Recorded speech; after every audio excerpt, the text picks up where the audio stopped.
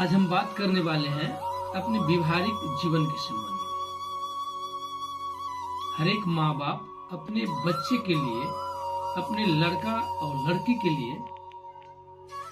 लिए अच्छा दूल्हा और लड़का के लिए अच्छी दुल्हन अर्थात वर और वधू को तलाश करते हैं। मैं चाहूंगा कि अपने बच्चे के लिए आप जो वर और वधू जो तलाश करते हैं वो कैसे करें, किन किन गुण में वर वधू संपन्न होना चाहिए, एक वर वधू में कैसी कैसी गुण होना चाहिए जिस गुण से उस वर वधू का जो जीवन है वो सफल हो, वर वधू का जो जीवन है वो उत्तम हो, वर वधू अपने जीवन में सदैव सुखी और खुशी महसूस करे। हमारे अध्यात्म में इस बातों को जोड़कर एक सूत्र बनाया है। विवाह योग्य लड़का और लड़की जब हम तलाश करते हैं उसमें एक खास 7 गुण होना चाहिए और जिन वर वधुओं के बीच में अर्थात जिन लड़का लड़की में ये 7 गुण संपन्न नहीं है वो लड़का और लड़की का जो आप यदि शादी करते हैं, विवाह करते हैं, एक साथ उसका गठबंधन करते हैं तो याद रहे उनका जीवन कभी भी नहीं सफल होगा। अतः हमें चाहिए कि वर वधू को जब हम मिलाए एक दूसरे के लिए, एक दूसरे को जब हम छनौट करें तो दोनों में ही ये 7 गुण होना चाहिए। अब आप सोच रहे होंगे कि कौन से ये 7 गुण एक लड़का और लड़की में अर्थात विवाह योग्य लड़का लड़की में कौन सी 7 गुण एकदम अनिवार्य रूप में होना चाहिए जिसके बारे में आज चर्चा करेंगे। तो उससे पहले मैं आपको कुछ बता दूं कि यदि आप सबसे पहले लड़का और लड़की को जो शादी करते हैं तो याद रहे लड़का को लड़की से मिलाना चाहिए। इसका मतलब ये नहीं कि मैंने भेंट कराने की बात कर रहा हूं। लड़का और लड़की का जो स्तर है उस समान रूप में मिलाना चाहिए ताकि एक दूसरे से दोनों मिलते जुलते हो। और कभी कभी हम करते क्या है, लड़का और लड़की की शादी में लड़के पक्ष वाले ज्यादा दहेज के लोभ में क्या करते हैं, अपने लड़का का जो शादी है वो जिस किसी भी लड़की से और जहां कहीं भी करने के लिए तैयार हो जाते हैं, क्योंकि धन के लोभी माँ बाप अपने बच्चा का वो सारे जो उसके मन में था आकांक्षा होता है, इच्छा होता है, जो भावना होता है वो सबको रौन कर दहेज के प्रलोभन में, दहेज के लोभ में कई माँ बाप तो अपने लड़का को ऐसे कुसंस्कारी और चरित्रहीन लड़की से विवाह कर देते हैं कि उसके जरिए उसका बच्चा का जीवन ही तबाह हो जाता है। और जो लड़का खुद भी शादी अपने आप में करे, जो अपना लड़की पसंद करने के काम खुद भी करे, तो मैं उन भाइयों को भी सलाह दूंगा कि कभी भी दहेज के लोभ में फंसकर कोई लड़की को पसंद मत कर लेना। और कोई बहनें भी है वो भी यदि अपने विवाह के लिए योग्य वर तलाश कर रही हो तो वो भी वर में ये 7 जो गुण है वो देखकर ही पसंद करे।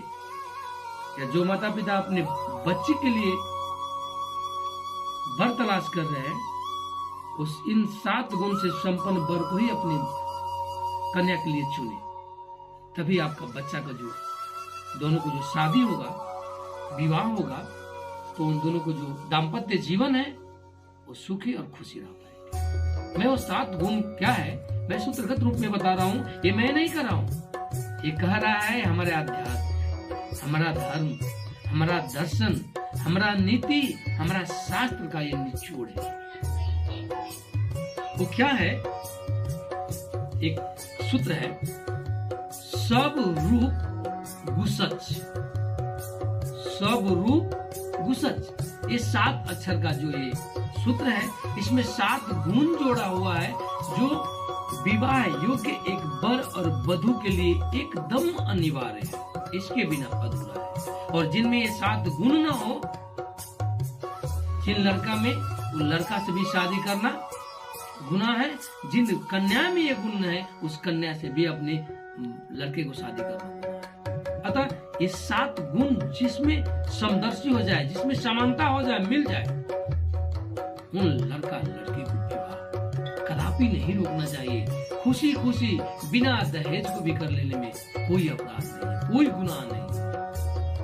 गुण क्या है आपको बता,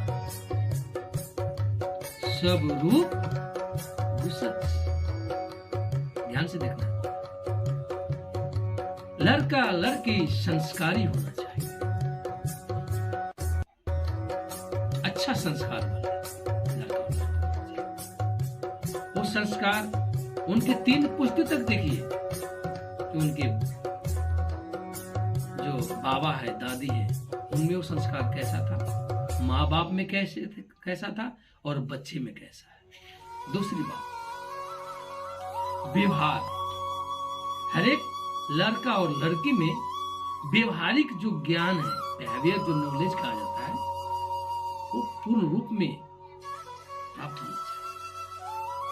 तीसरी बात, लड़का और लड़की एक दूसरे से मिलते जुलते होना चाहिए, रूपवान, अर्थात रूपवान होना चाहिए। मैंने इस रूप का संबंध चमड़े की खूबसूरती से नहीं जोड़ा है,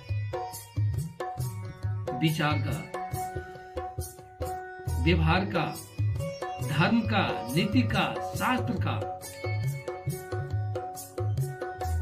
इस सारे जो गुण से संपन्न है, उसी को रूपवान कहा जाता है। क्योंकि भगवान कृष्ण ने स्पष्ट रूप में महाभारत में, जो मद भगवत गीता है, उसमें स्पष्ट देखा गया है, जो कुब्जी होता है, जो भगवान जब कंस को वध करने के लिए जब निकलते हैं, तो वहां कुब्जी जो मिलता है, उसे भगवान श्री कृष्ण ने कहा है कि हे सुंदरी, तुम अति सुंदरी हो।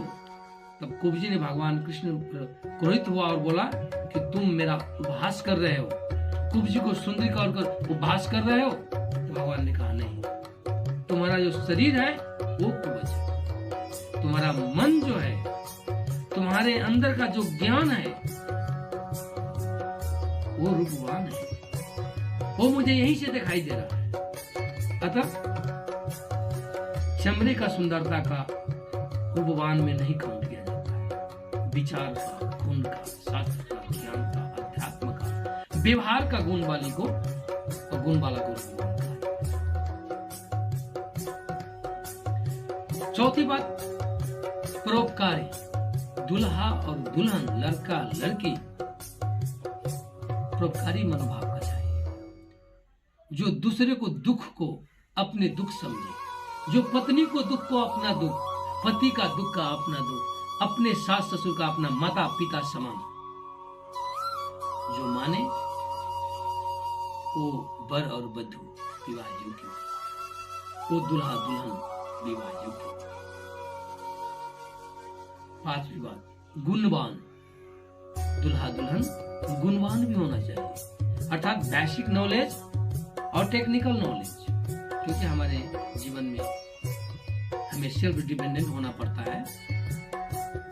कब तक हम माँ और बाप के, सास ससुर के संपत्ति पर आनंद लेंगे, कब तक उनके द्वारा दिए गए संपत्ति को हम अपना जीवन व्यतीत करेंगे। अर्थात हमें गुण भी चाहिए, व्यवहारिक गुण, पारिवारिक गुण, जीवन बिताने के, जीवन धारने के लिए, जीवन चलाने के लिए जो आवश्यक आधारभूत जो चीजें होती है, उसको पूरा करने के लिए हमें क्या क्या चाहिए, वो सब कैसे जुटा पाएंगे। सब प्रकार के गुण से संपन्न दुल्हा होना चाहिए।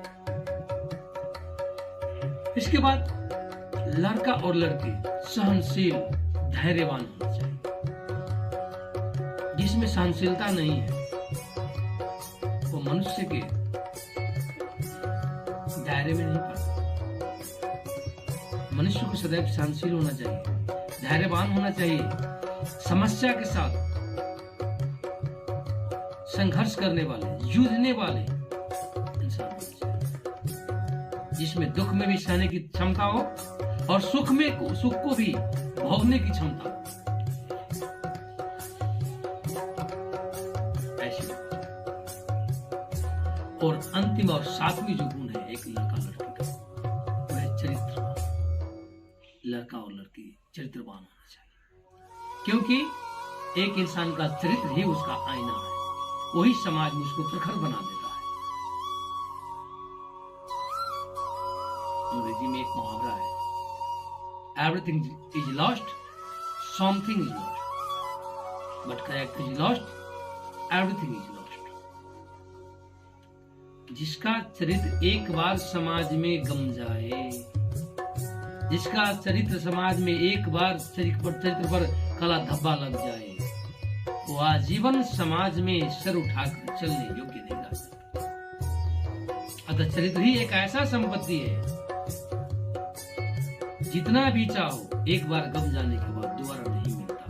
अतः इस संपत्ति को जो बचाए रखता है, वो दुल्हा दुल्हन, वो लड़का लड़की अपने आप को किसी भी समय, किसी भी समस्या में, किसी भी जगह अपने आप को स्थापित करने में सक्षम है। ऐसी लड़का और लड़की अपने बच्चे के लिए जब तलाश करेंगे, तो मुझे लगता है कि आपका बच्चा का जो जीवन है, जो भविष्य है, वो सफल रहेगा। लड़की को जब पसंद करे तो इसमें एक बात को ख्याल रखें कि ये लड़की मेरे लड़के को खुशी बनाकर रखने योग्य है या नहीं। जब आप लड़के पसंद करते तो उसमें वो देखिए कि ये लड़का हमारे बच्ची को, हमारे लड़की को उम्र भर अपने साथ रख पाएगा या नहीं, इस पर विचार करते हैं ही लड़का और लड़की को सिलेक्शन करना चाहिए। तब आपका बच्चा आपके घर में धन, धान्य, श्री, संपत्ति, सुख, समृद्धि